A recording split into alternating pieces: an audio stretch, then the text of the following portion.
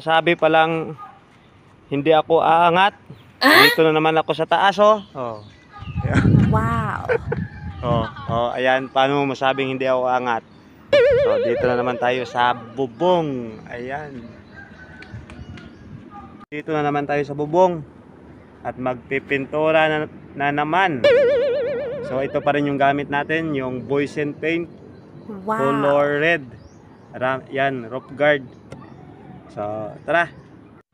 Buwis buhay din talaga yung pagtatrabaho ng ganito mga idol, kasi dito ko sa taas, tulad nito, nagpipintura ng bubong. Pag malaglag ka dyan, sigurado may kalalagyan ka.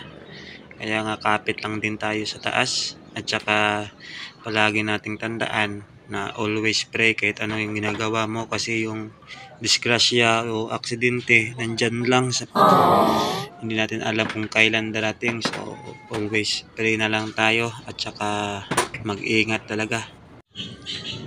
Napakaganda din talaga mga idol yung quality ng Boys and Paint na to, kasi kulay pa lang, oh. Pag kulay red yung sa lata, kulay pula din pag nilagay mo sa bubong. Wow, magic. Pag kulay blue, nagiging kulay blue din yung bubong mo. Wow, magic talaga. Grabe talaga ang Boys in Philippines, Boys in Paints.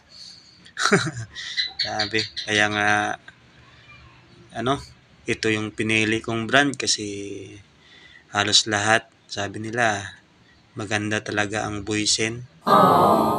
At habang tumatagal ka nga dito sa bubong at gumaganda yung bubong, parang masusunog ka na naman sa init.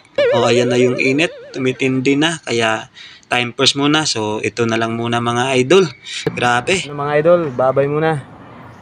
God bless all.